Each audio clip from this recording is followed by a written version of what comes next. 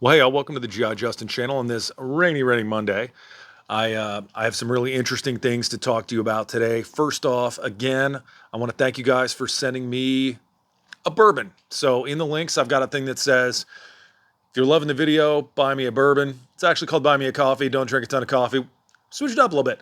Another person bought me one, and I want to thank you guys so much for that. That is super cool, and I really appreciate it. I do love bourbon. So anyways, the thing I want to talk to you guys about today, we're switching gears off of some of the things we've been talking about recently when it comes to prepping and everything and getting back into a little bit of the financial section. So interesting news today. There's a guy, he's basically they call him a financial guru. He's a guy who's made tons of money both in the hedge fund world and in the investing world, named Hugh Hendry.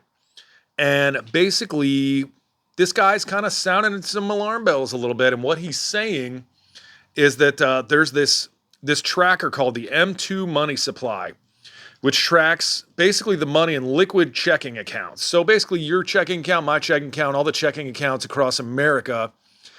And basically he's saying that this M2 money tracker is basically convincing the US government to step in and take control of the banking system so that people cannot withdraw their money in order to keep our banking system stable.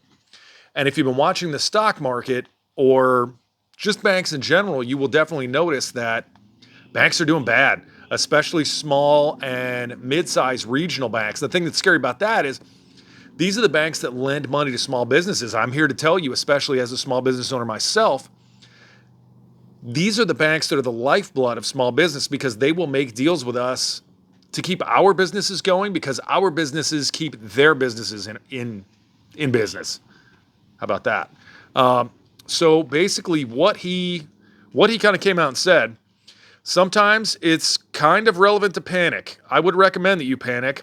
You've just seen the biggest waterfall decline in M2 right now.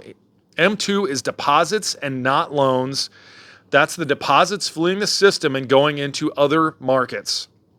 That could reach a crescendo where the Treasury and the Fed may have to come in and restrict your right as a U.S. citizen to pull your money out of the banking sector. So think about that. How is it going to be if you need your money and the government says, yeah, sorry, we need you to keep it in the account, keep the depression off. So now they're going to restrict your ability to withdraw your own money from your bank account.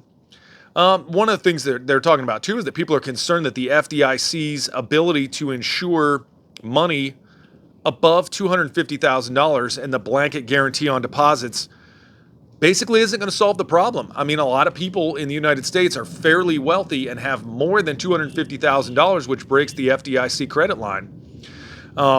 He goes on to say there is capital flight, deposit flight moving out of the banking sector.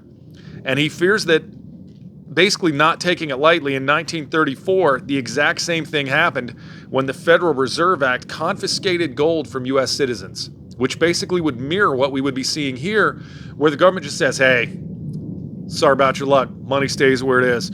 We're at the point where the Fed and Treasury officials have to consider putting a gate on the U.S. bank deposits.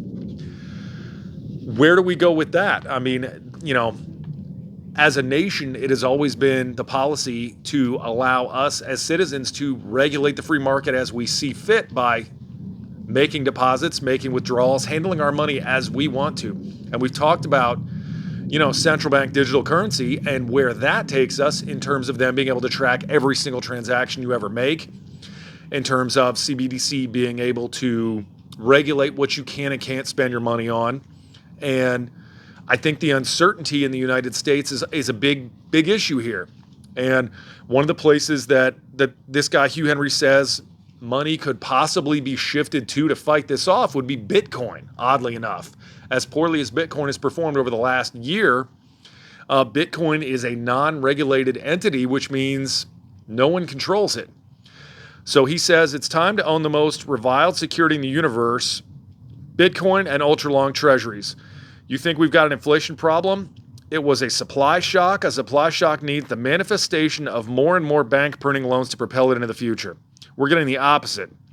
These people are trading in Bitcoin, and Bitcoin basically could be the asset that keeps you from having to deal with central bank digital currency and keeps you from having to deal with these other asset classes like the dollar, gold, silver, uh, central bank digital currency, and these other countries that are fighting against the dollar. We did a video, I did a video about that last week about BRICS, and it's several countries who basically are trying to make it where the dollar has less value because it's not the central currency for the country. And it's conceivable, in my opinion, that Bitcoin and cryptocurrency could be a great way to hedge against these potential possibilities where the dollar is devalued via BRICS and these countries that are trying to move to the yuan or, God help us, the ruble as the primary currency form in the world. So I can see a possibility where that could happen, especially back from BRICS, we back right up to central bank digital currency. If your money is in Bitcoin, how can it be that they are able to regulate that? And the answer is they can't. And that is why they're trying to devalue cryptocurrencies as they are. So I think the answer for us moving forward is to pay attention to these things and watch as they unfold.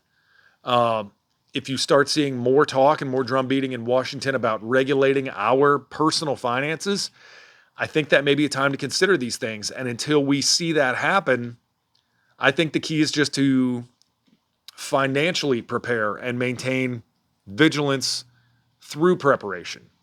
So sticking kind of with the theme of the channel, we love doing that, of preparation and being ready for all situations. I think financial preparedness is crucial, and this is a great way to do that. So not necessarily go out and, back the truck up on Bitcoin, but be aware of these things and where they're heading when it comes to our government.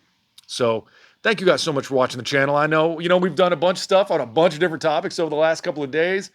It's kind of fun, not going to lie. We've hit on Ukraine, we've hit on some survival stuff, we've hit on some China stuff. Now we're talking about Bitcoin. It's good times, right?